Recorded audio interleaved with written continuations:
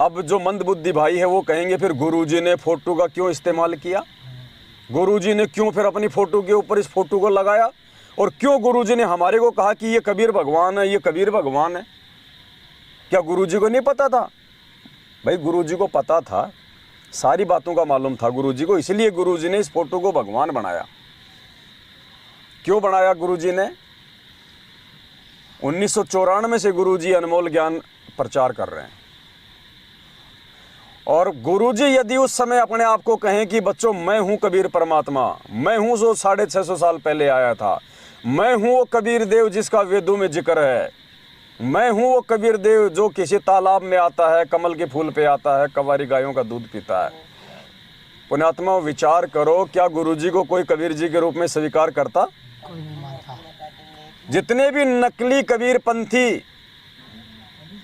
कबीर जी के मनमुखी रूप से उत्तराधिकारी जो बने बैठे हैं, बड़े बड़े आश्रम लेके बैठे हैं, धर्मदास जी के पंथ वाले और दूसरे पंथ वाले जो कबीर जी को आधार बना के अपना धंधा चला रहे हैं, अगर गुरुजी ये कह दे कि मैं कबीर, तो सोचो गुरुजी पे कोई 50 मुकदमे हो जाते उनकी तरफ से।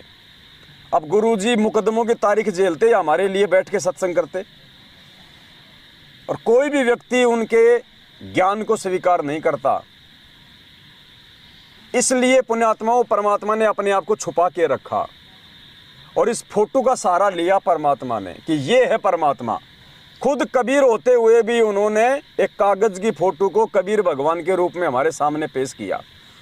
तीसरा रीजन इसका ये, अब गुरुजी कहें गीता जी में दिखा दिखा के कि तीनों गुणों की साधना करना गीता जी ने मना किया है, ब्रह्मा विष्णु महेश की भक्ति के लिए गीता जी मना कर रही है। बिल्कुल गुरुजी हमें दिखा भी देते, हम मान भी लेते। अब हम कहेंगे जी अगर ब्रह्मा विष्णु महेश की भक्ति ना करें, देवी देवताओं की भक्ति ना करें, तो फिर हम किसकी भक्ति करें? गुरुजी कहते हैं भाई तुम कबीर भगवान की भक्ति करो। अब हम बोलेंगे जी ये कबीर भगवान कौन है, कैसा है, कहाँ रहता है, दिखाओ। अब गुरुजी अगर ये फोटो ना दिखावें तो फिर हमारे को संतुष्टि नहीं हो, हम मानेंगे नहीं कि वो कबीर कौन है। फिर गुरुजी कहते नहीं बेटा वो तो दिखाई नहीं देता, उसका कोई रूप नहीं है, तो हम जिंदगी में स्वीकार नहीं करेंगे। इसलिए परमात्मा ने हमारे से शास्त्र विरुद्ध साधना छुड़वाने के लिए नीचे के देवी देवता और ब्रह्मा विष्णु महेश काल और दुर्गा तक की भक्ति साधना को छुड़वाने के लिए परमात्मा ने उनसे ऊपर कोई और भगवान की भक्ति करवाने के लिए इस दाढ़ी मूंछ वाली फोटो को हमारे सामने रखना जरूरी था। ये चाहे गुरुजी के लिए जरूरी समझो, चाहे गुरुजी की हम जैसे मूर्खों को समझाने के लिए मजबूरी समझो, ये जरूरी था। उस दाढ़ी मूंछ वाली फोटो को कबीर भगवान के रूप में पेश किए बिना हम कभी भी देवी देवताओं की भक्ति, ब्रह्मा विष्णु महेश की भक्ति को नहीं त्याग सकते थे। तो बहुत सारे रीजन है जिस कारण से गुरुजी ने इस फोटो को आगे रखा।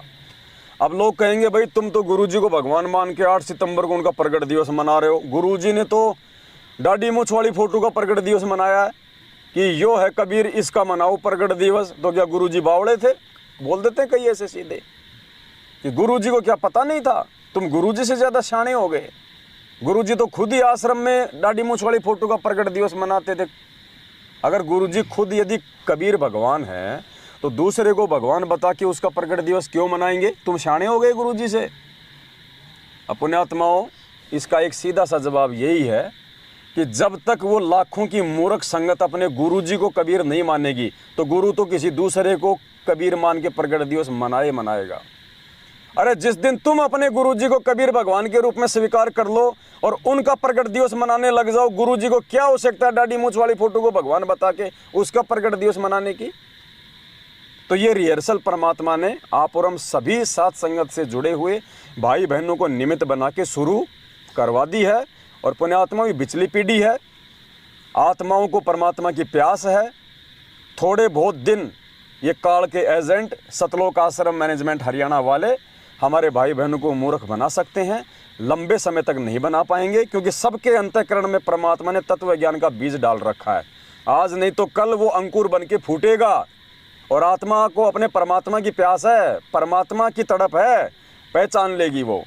आपने देखा होगा बहुत सारे भाई बहन कहते हैं कि हम तो साथ संगति से अब जुड़े हैं, लेकिन हम तो आप लोगों की वीडियो देख देख के भोग तो बहुत पहले से लगाना शुरू कर दिया गुरुजी को। मतलब मैनेजमेंट के डर से, भय से वो खुल के सामने नहीं आ रहे। बाकी आत्मा तो भगवान की है ना। तो उन्होंने अपने घरों में गुरुजी को भोग लगाना शुरू कर दिया। मैनेजमेंट वालों को दान दक्षिणा देनी बिल्कुल कम कर दी। उनके वहाँ पे जाना भी उन्होंने धीरे धीरे फर्जी आश्रमों में बंद कर दिया। तो एक समय ऐसा आएगा पुण्यात्माओं, सभी आत्माएं अपने इस कबीर परमात्मा सतगुरु रामपाल जी भगवान को जानेंगी, इनको पहचानेंगी। घर घर में पूज्य गुरुदेव जी की चर्चा होगी, घर घर में पूज्य गुरुदेव जी की पूजा होगी।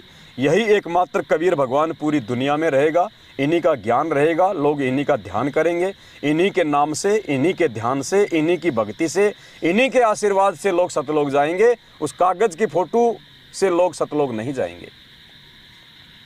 तो ये सौभाग्य है कि परमात्मा ने समय से पहले आप और हमें निमित्त बनाया इस सेवा के लिए, आगे आने वाली आत्माओं को जगाने के लिए, हमारे अन्य नींद में सो रहे लाखों की संख्या में भाई बहनों को जगाने के लिए। और जागेंगे। देखो, भगवान के घर देर है अंधेर नहीं है। आप परमात्मा के बच्चों को मूर्ख थोड़े समय के लिए बना सकते हो, ज़्यादा समय के लिए नहीं बना सकते। और 7 साल हो गई, लोगों ने अच्छे से आप मैनेजमेंट वालों का आचरण, आपके कुकर्म, आपकी उल्टी भक्ति विरुद्ध हरकतें सब ने देख ली हैं। जिस प्रकार से आपने भगवान के वचनों के विरुद्ध खड़ा करके उनके बच्चों से गंदी राजनीति करवाई है। कभी कांग्रेस को वोट तो कभी बीजेपी को वोट। हरियाणा के जाट आरक्षण में मालिक के बच्चों को तुमने जगत वालों के साथ बैठा दिया। हमारा तो जगत वालों से 36 का आंकड़ा है। अरे हमें सतलोक में आरक्षण चाहिए, तुमने हरियाणा के जाटों को 5% आरक्षण दिलवाने के लिए उनके साथ बैठा दिया। आरक्षण भी मिलेगा तो जाटों को मिलेगा, हमें क्या मिला? इतनी बुद्धि भी नहीं लगाई हम लोगों ने।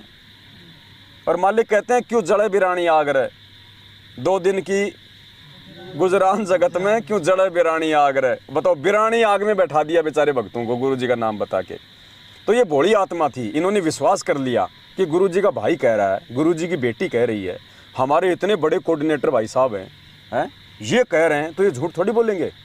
तो इन पुण्यात्माओं ने अपने गुरु पे विश्वास करते हुए इन मूर्खों की बातों में आके अपनी मर्यादा तोड़ी। तो अब सभी को धीरे धीरे बातें समझ में आ रही हैं। परमात्मा सबको सद्बुद्धि दे रहे हैं, और ये सौभाग्य है कि समय से पहले परमात्मा ने आप और हमारे को सद्बुद्धि दी।